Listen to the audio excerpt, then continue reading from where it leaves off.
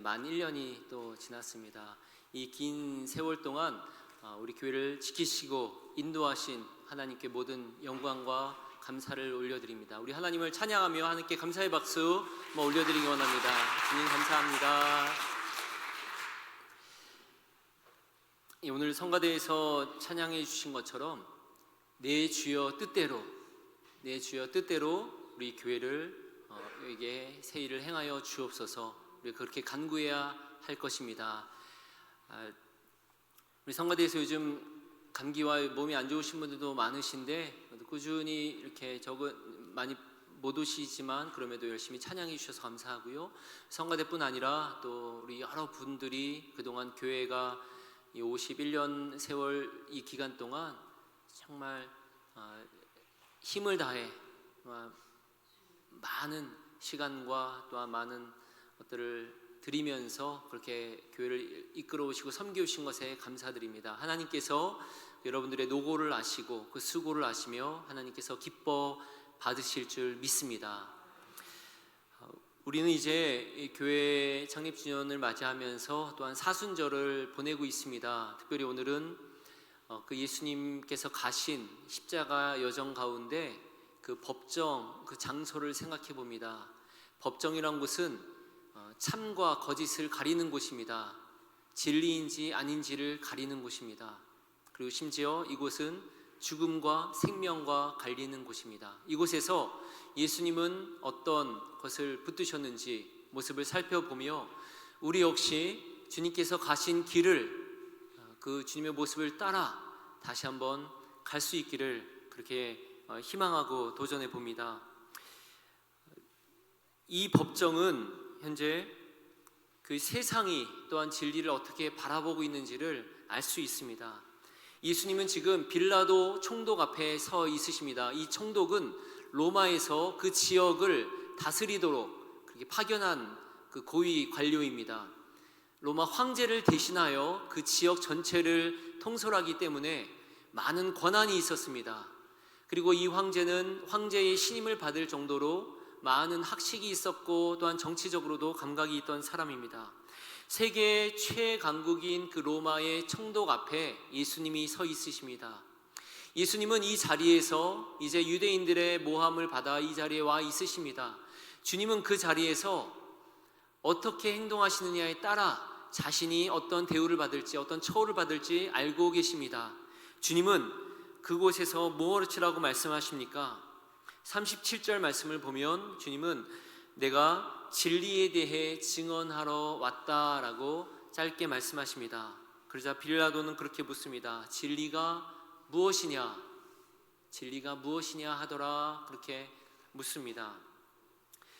그런데 여러분, 저는 이 말씀을 보며 예전에부터 생각했던 것은 진리가 무엇이냐라고 묻는 빌라도를 보며 이 사람이 나름 진리에 관심이 있는 사람이구나 그렇게 생각을 해왔습니다. 꽤 이 질문은 진지해 보이기도 합니다. 어떤 구도자적인 그러한 철학적인 질문 같기도 합니다. 그러나 말씀을 가만히 들여다보고 말씀을 더 자세히 생각해보고 찾아보고 연구해 보면 빌라도가 우리가 생각하는 것 같은 구도자적인 의미에서 이 질문을 던진 게 아님을 알 수가 있습니다. 그는 이 세계 최강국의 권위를 갖고 권력을 갖고 있습니다. 자기 앞에서 자기의 손가락 하나로 이 사람이 죽는지 사는지가 결정이 납니다. 자기의 한마디에 끔찍 못하기 때문에 유대인들과 그 지도자들과 대제사장들이 자신들이 할 수 없는 죄인 하나를 자기 앞에 데리고 와 있습니다. 그런데 그 별 볼 일 없어 보이는 죄인이 진리에 대해서 증언하라고 왔다고 하니 이 총독 입장에서는 어땠을까요? 이미 그리스 로마의 철학을 섭렵하고 또 이 당시에 이 정치 권력을 잘 꿰뚫고 있었던 그 승승장구하여 로마의 황제를 신임을 받고 있는 자기 앞에 한 죄수가 진리에 대해서 이야기를 하니 그가 어떻게 생각했을까요? 그에게는 사실은 우습게 들리는 순간이었을 것입니다. 그런 그의 모습은 그 문맥을 들여다보면 그는 이 질문을 던진 채 곧바로 대답도 듣지 않은 채 밖으로 나아가 버립니다. 즉 그 말은 그가 어떤 진리에 대해서 알기 원해서 그 자기가 막 보고 있는 사람에 대해서 알기 원해서가 아니라 콧웃음 친 채 네가 진리를 말한다고 라며 비웃고 냉소하고 조롱한 가운데 나아가고 있는 것입니다. 어쩌면 빌라도의 모습은 우리가 처해 있는 세상과도 닮아 있습니다. 세상의 사람들도 일견 진리가 무엇이냐라고 묻기도 합니다. 나름 진리를 찾는 것처럼 보이기도 합니다. 그러나 그 마음 가운데 정말 진리에 대해서 진지하게 생각하는 이들은 너무나도 적습니다. 오히려 조롱하고 비웃습니다. 너희들이 찾는 게, 너희들이 행하는 것이 진리라고, 그게 뭔데? 라고 조소하고 희롱합니다. 그리고 때로 소수의 사람이지만 진리에 대해서 찾는 이들이 있으나 그것에서 들어보려 하지 않고 마음을 닫는 경우도 비일비재합니다. 이제 우리는 그런 세상 앞에서 우리는 답을 해야 할 것입니다. 세상은 교회를 향해 묻습니다. 진리가 무엇이냐? 당신들이 믿는 진리가 과연 무엇이냐? 우리는 이 세상의 질문 앞에 어떤 대답을 해야 될까요? 우리가 믿는 진리는 무엇입니까? 우리는 과연 어떤 진리를 따라가고 있습니까? 그 모습을 돌아보기 원합니다. 특별히 창립기념주의를 맞이하여 우리가 앞으로 50년, 100년 우리 교회의 미래를 생각하며 기도할 때 과연 우리는 어떤 길로 가야 할 것인가? 우리는 과연 그 진리를 따라갈 수 있을 것인가? 그것에 대해서 돌아볼 수 있기를 원합니다. 오늘 말씀을 통해 우리 예수님께서 행하신 이 모습을 보며 우리 진리에 대해서 세 가지 포인트를 한번 생각해 보고자 합니다. 첫 번째는 이것입니다. 진리는 멀리 있는 파랑새가 아니라 바로 우리 앞에 서 계신 예수 그리스도이십니다. 다시 한번 말씀드립니다. 진리는 멀리 있는 파랑새가 아니라 이미 우리 앞에 계신 예수 그리스도이십니다. 진리에 속한 성도는 바로 그 참이신 진리이신 예수님을 따르는 사람들입니다. 여러분, 예수님이 지금 이 법정 앞에 서 있는데요, 이 법정에서의 가장 아이러니가 무엇입니까? 진리가 무엇이냐? 이 빌라도가 그 말을 냉소하고 한 말이든 혹은 어쩌면 약간 정말 궁금해서 그렇게 묻는 질문 앞에 진리가 무엇이냐라고 묻는 빌라도를 봅니다. 그런데 빌라도는 정작 자기 앞에 있는 길이요 진리요 생명이신 분을 전혀 알지 못한 채 있습니다. 그가 아무것도 모른 채 말하는 그 앞에 바로 영원한 생명이신 분, 진리이신 분이 그 앞에 서 있었다는 사실입니다. 빌라도에게 있어서 이 진리란 어떤 참된 삶을 드릴 만한 따를 것이 아니라 어떤 자기가 이 세상 어떤 객관적인 어떤 개념이나 현실을 통제할 수 있는 개념이나 혹은 정치적으로 어떤 토론해 볼 만한 그러한 그 거리 중에 하나였을 수가 있습니다. 그러나 성경이 말하는 진리는 추상적인 것, 그런 철학이 아닙니다. 성경이 말하는 진리는 예수님이 우리 곁에 오셨다는 사실이며 그 예수님으로 말미암아 참 영생을 얻는다는 그 사실입니다. 길이요 진리요 생명이신, 부활이요 생명이신 그 분이야말로 진리 그 자체이십니다. 빌라도는 진리 자체이신 분과 바로 얼굴을 맞대고 있으면서도 영적으로 눈이 어두웠기 때문에 진리를 알아보지 못한 채 뒤돌아 서버렸습니다. 우리는 그 벨기에 작가 그 모리스 마테 틀링크가 지은 그 동화 파랑새를 알고 있습니다. 틸틸과 미틸 이 남매는 그 행복을 가져다 준다는 파랑새를 찾기 위해 많은 곳을 찾아 나섭니다. 꿈의 세계로 또 추억의 나라로 미래의 왕국으로 많은 곳을 다니며 파랑새를 찾아다닙니다. 그러나 그토록 찾아 헤매던 파랑새는 결국 보지 못하고 잡지 못한 채 돌아옵니다. 그런데 놀랍게도 그들이 눈을 떴을 때 살펴보니 자기 집에 있던 그 새가 바로 파랑새였다는 것이지요. 자신의 집 새장 안에 있었습니다. 어쩌면 우리 신앙인의 모습도 이와 마찬가지입니다. 우리의 눈앞에 우리의 삶에 이미 완전하신 그 진리이신 예수 그리스도가 와 계십니다. 거기에 서 계십니다. 우리에게 지금도 말씀하고 계십니다. 우리를 안아주고 계십니다. 그런데 그분을 바라보지 않고 그분에 집중하지 못한 채 또 다른 것, 더 좋은 행복, 더 좋은 것을 찾아 나서는 모습도 있습니다. 더 확실한 진리는 없을까? 나를 더 행복하게 할 수 있는 것은, 나를 더 만족시켜 줄 것은, 내 기분을 충족시켜 줄 것은, 내 마음을 정말 위로해 줄 무언가는 없을까? 계속해서 다른 것을 찾고 있지는 않습니까? 빌라도처럼 진리가 무엇이냐라고 말로는 묻지만 정말 내게 오신 진리이신 그 분을 마음에 두며 그것을 맛보며 그분의 말씀을 맛보며 그분과 함께 살아가는 감격을 누리고 있지 못하고 있지는 않습니까? 사랑하는 성도 여러분, 예수님을 영접하고 예수님을 믿는 여러분, 멀리서 파랑새를 찾지 마십시오. 바로 여러분과 함께 하시는 예수님과 동행하는 그 감격을 누리시기 바랍니다. 이미 우리에게 오신 십자가의 그 주님을 깊이 묵상하며 그 주님과의 그 깊은 관계로 들어가는 것이야말로 여러분의 마음을 가장 행복하게 하고 가장 큰 평안을 줄 수 있는 그 진리인 것을 기억하시길 바랍니다. 두 번째로 우리가 살펴볼 그 진리에 대한 것은 화려한 성공을 쫓는 세상의 실용주의에서 돌이켜야 한다는 사실입니다.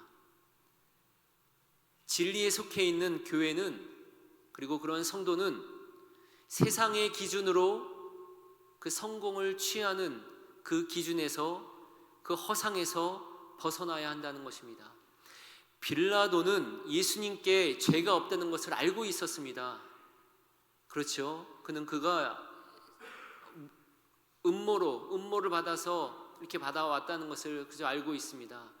모함에 의해 어쩔 수 없다는 것을 알고 있습니다. 그러나 그는 유대인들의 폭동에 대해서 혹은 유대인들의 환심을 얻기 위해 또 자기를 보낸 이 로마 당국의 그 신임을 더욱 얻기 위해서 그에게 필요했던 것은 그저 아무것도 일어나지 않는 일이었습니다. 그래서 그는 그 진리인 분을 버립니다. 그는 사람들의 소리에 귀를 기울입니다. 진리 대신 실용적인 타협을 선택한 것이지요. 절대적인 진리, 그것으로 자신의 인생이 온전히 뒤집힐 수 있는 기회가 있었으나 그는 내 현실을 안전하게 해주는 그 현실적인 실용적인 것을 택합니다. 어쩌면 오늘날 이 세상의 많은 교회들과 많은 성도들 역시 진리보다 실용적인 타협을 더 중요시 여기는 것일 수 있습니다. 그렇기 때문에 진리에 선 교회보다 다른 것을 추구하는 모습 때문에 오늘날의 교회가, 성도들이 정말 하나님 나라를 드러내지 못하고 하나님의 영광을 드러내지 못하고 있는지 모릅니다. 세상과 타협하고 진리보다는 물섞기 혹은 약간의 그런 타협들, 그것이 점점 많아져서 성도인지 아닌지 구별하지 못하는, 또한 그러한 성도들, 그러한 교회들이 되어가고 있는 것은 아닌지요. 오늘날 수많은 교회들이, 또 초대교회 때는 상상할 수도 없는 거대한 교회들도 이 땅에 많이 있습니다. 많은 그리스도인들이 있습니다. 그런데 요즘에 많은 교회들은, 지난번에도 말씀드린 바 있는데요, 요즘 많은 교회들, 대다수 교회는 대형교회이거나 대형교회를 바라는 교회, 이 두 종류의 교회밖에 없다는 것이 학자들의 진단입니다. 어쩌면 우리들의 마음이기도 합니다. 대형교회가 된 큰 교회일 때는 이것이 모든 것이 하나님이 주신 은혜다, 그때는 은혜다라고 이야기를 할 수 있고, 그렇지 않은 많은 교회들은, 대다수의 많은 교회들은 왜 우리는 하나님의 복을 못 받는가 라는 패배주의에 빠져 있습니다.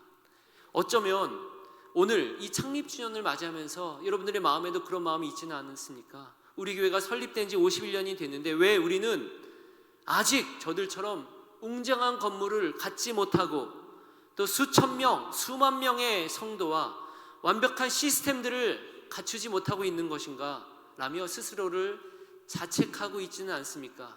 근데 그것은 어쩌면 이런 마음이야말로 우리는 이미 세상에서 주는 기준과 그 기준에 그것이 옳다고 생각하며 타협하고 있는 것은 아닌지 모르겠습니다. 오늘 창립주년을 맞이해서 우리가 던져야 될 가장 중요한 질문은 무엇입니까? 오늘 우리 교회가 십자가 진리에 붙들어 있는가? 그 십자가를 전하지 못한 것으로 인해 괴로워하고 있는 것은 아닌가? 아직 죽어가는 영혼들에게 내가 나의 모습으로 인해 십자가에 달리신 주님의 모습이 드러나고 있지 못한 것은 아닌가? 그것이 우리가 던져야 될 바른 질문이 아닐까요? 내가 십자가를 믿는 사람으로서 조금 더 주님이 사랑하신 내 옆에 교우를 사랑하고 있는 것은 잊지 못하고 있는 것은 아닌가? 그것으로 인해 괴로워해야 되는 것은 아닐까요? 그것이 창립 50년을 지난 성숙한 의미에서의 교회, 우리 성도들이 던져야 될 질문은 아닐까요?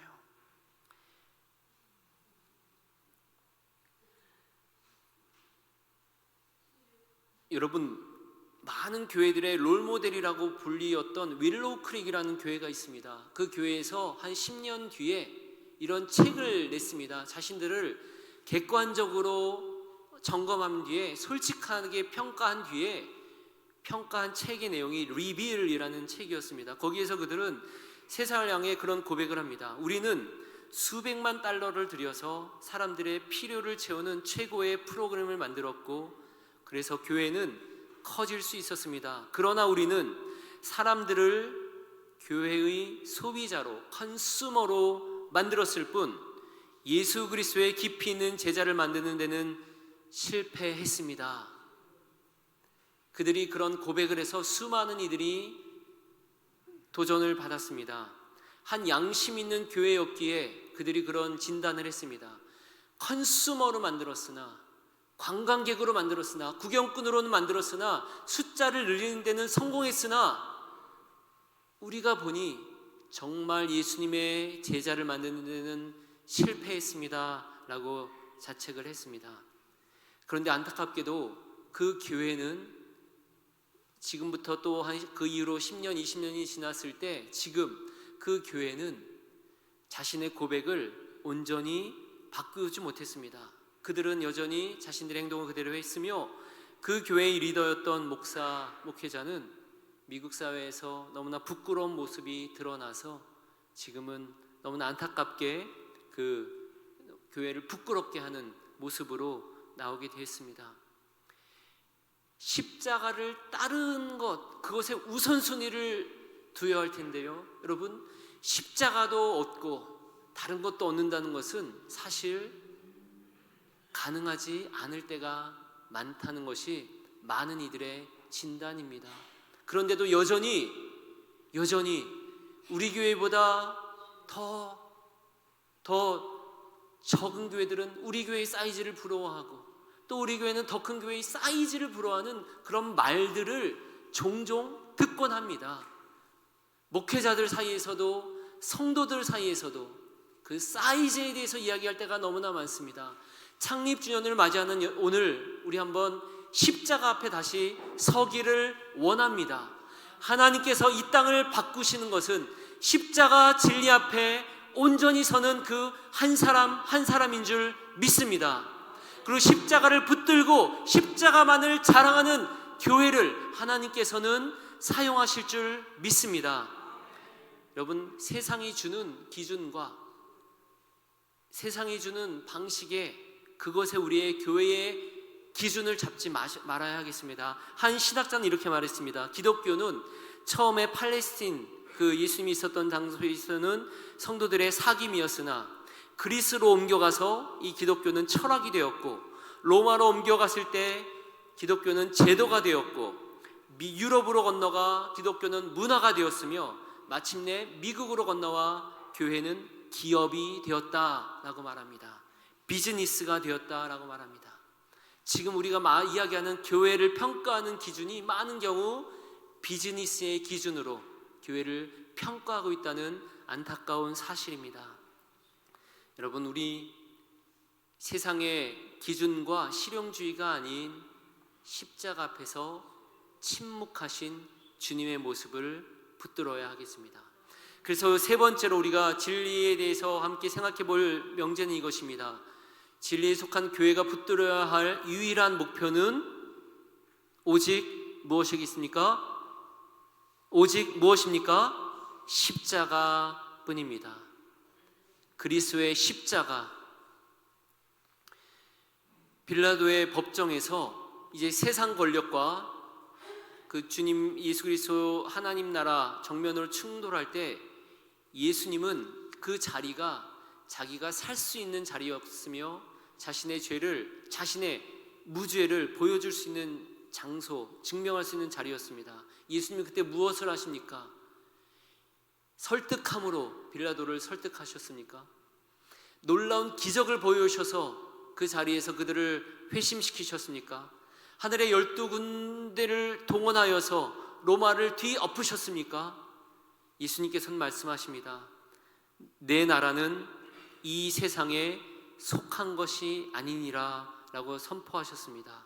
예수님의 나라는 로마인들이 추구했던 칼과 무력과 그 다수결의 힘으로 세워지는 그렇게 쟁취하는 나라가 아니었습니다.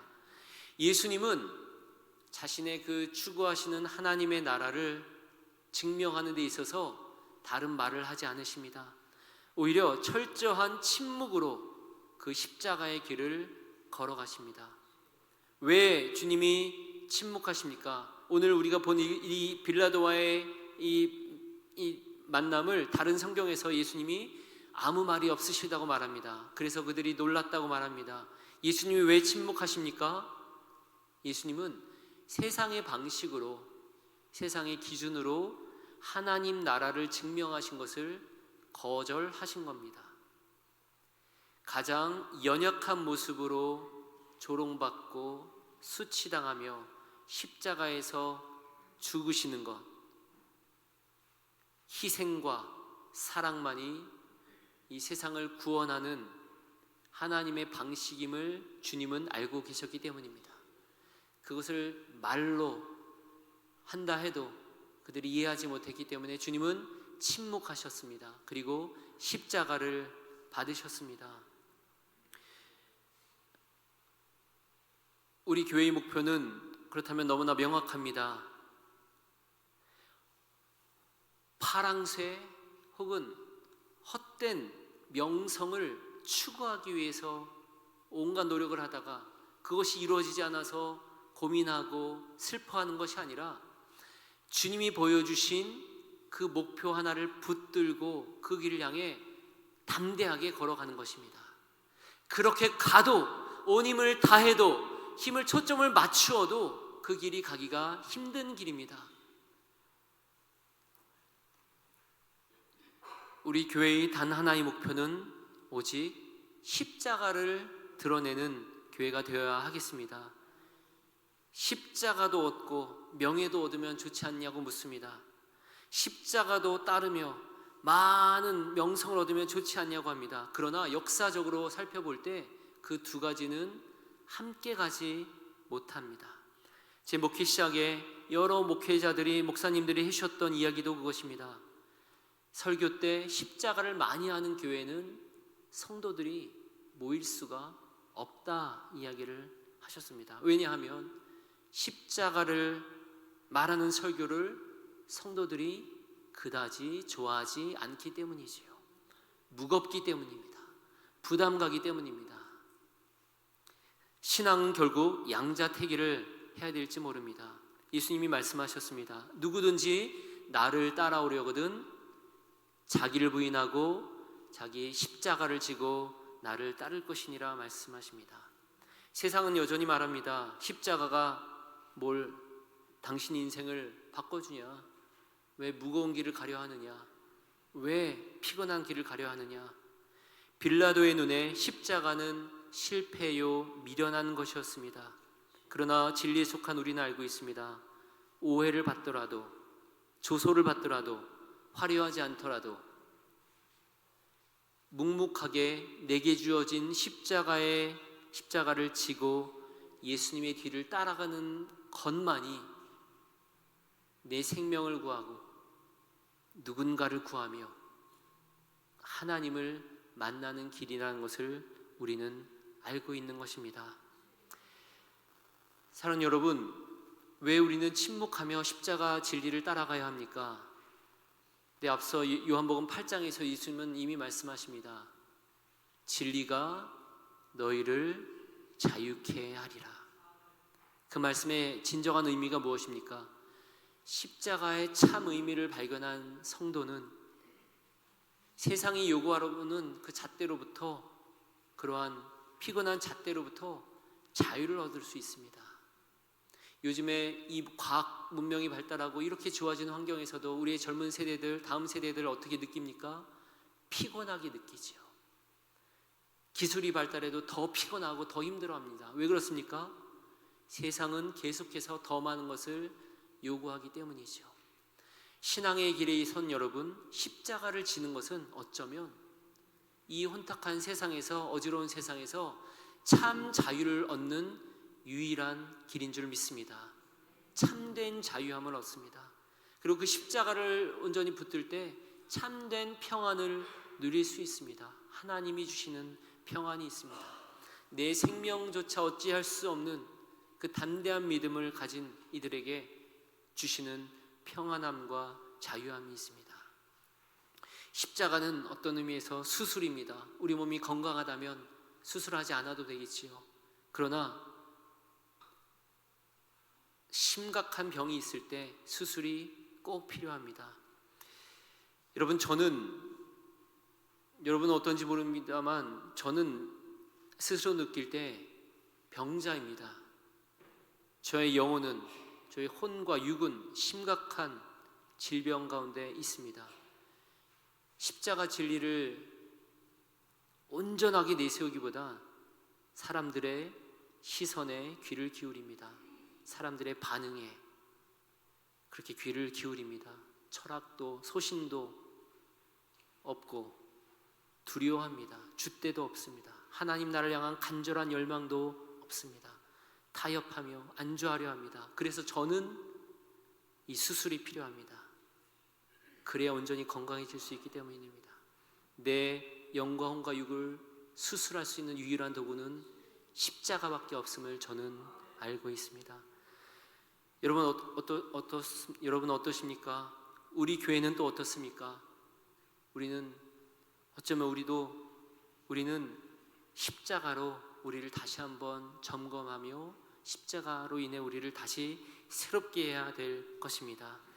그래야 진정 행복할 수 있으며 진정 하나님께 영광이 되며 진정으로 하나님께 쓰임받는 교회가 될 줄 믿습니다. 여러분, 요즘에 한국에서 큰 화제가 되고 있는 영화가 있는데요, 그 왕과 사는 남자라는 영화가 있습니다. 엄청나게 많은 사람들이 보고 있습니다. 1452년 왕위 올랐다 3년 만에 그 폐위당한 단종의 이야기죠. 그 단종이 유배되었을 때 그 유배간 그 왕과, 폐위된 왕과 교류했던 어떤 사람, 엄흥도라는 사람의 이야기입니다. 근데 이 엄흥도라는 사람이 이 단종이 이제 죽은 뒤에 모든 이들이 그를 피하고, 왜냐하면 왕궁의 그 시선이 두려웠기 때문이죠. 그럴 때 이 엄흥도라는 사람이 이 죽은 단종의 그 주검을 장례하고 묻어주고 그렇게 장례를 했다고 합니다. 그리고 나서 그는 후환이 두려우면 어떠느냐 묻는 사람들에게 의로운 일을 하고 화를 당하는 건 내가 두려워하는 바가 아니다 라고 답했다고 기록이 되어집니다. 그리고 그 뒤에 그는 이 단종의 장례를 치러준 뒤 그는 온 가족을 이끌고 아무도 모르는 곳으로 떠났다고 합니다. 그 영화를 만든 감독이 왜 많은 사람들에게 이 영화가 이렇게 많이 이렇게 보게 될까요? 라고 묻자 이렇게 답합니다. 엄흥도 같은 의인 한 사람의 이 사회가 목마르기 때문이 아닐까요? 라고 이야기를 합니다. 그런 의인, 이 시대가 바로 그런 사람을 찾고 있기 때문이 아닐까요? 큰 세력에 모두가 따라갈 때 약한 한 사람을 돌보며 그의 주검까지 장사해 준 사람, 그 당시에 누구도 그를 알아주지 않았고 또 모두 그저 사라진 줄 알았으나 무려 500년이 지난 지금 그 실존했던 그 사람의 이름이 많은 이들에게 여전히 기억이 되고 있으며 많은 이들에게 감동과 도전을 주고 있습니다. 십자가도 그렇습니다. 예수님께서 침묵을 지키며 지신 그 십자가, 그분을 묵묵히 따라가는 그 사람, 어눌해 보이고 잘못돼 보이고 그렇지만 그분을 따라가고 그 십자가를 부는 사람, 어쩌면 사람들의 환호와 인기를 못 얻어낼지 모르나 그런 사람은 시대가 지나도 역사가 기억합니다. 하나님이 기억하십니다. 예수님을 따라간 그 한 사람 한 사람, 그런 신앙의 위인들이 어떤 모습을 주는지 우리가 알고 있지 않습니까? 사랑하는 여러분, 이 창립주의를 맞이하여서 여러분과 함께 나누고 싶습니다. 이 십자가를 따라가는 저 여러분 되기를 원합니다. 십자가만을 드러내는 교회가 되기를 원합니다. 미련해 보이고 어눌해 보일 수 있으나 세상 방식과 같지 않을 수 있으나 그런 사람을, 그런 그리스도인들을 이 시대가 필요로 합니다. 그런 그리스도인들을 하나님이 필요로 하십니다. 가장 우리에게 완벽한 진리요 완전한 생명이신 예수 그리스도의 십자가가 우리에게 주어졌습니다. 그 십자가 안에 참된 승리가 있습니다. 그 십자가 안에 참된 평안이 있습니다. 그 십자가를 온전히 붙들 때 세상의 법정에서 조롱당하던 우리의 모습은 마침내 하나님의 손에 붙들려 세상을 드러내는 위대한 생명의 함성이 될 줄 믿습니다. 앞으로 다가올 50년, 100년의 역사에서도 세상의 화려함이 아니라 십자가만을 자랑하며 십자가의 참된 진리로 세상을 자유케 하는 우리 엘리자베스 교회 그리고 모든 성도님이 되시기를 축원합니다. 우리 말씀을 생각하시며 함께 기도하겠습니다.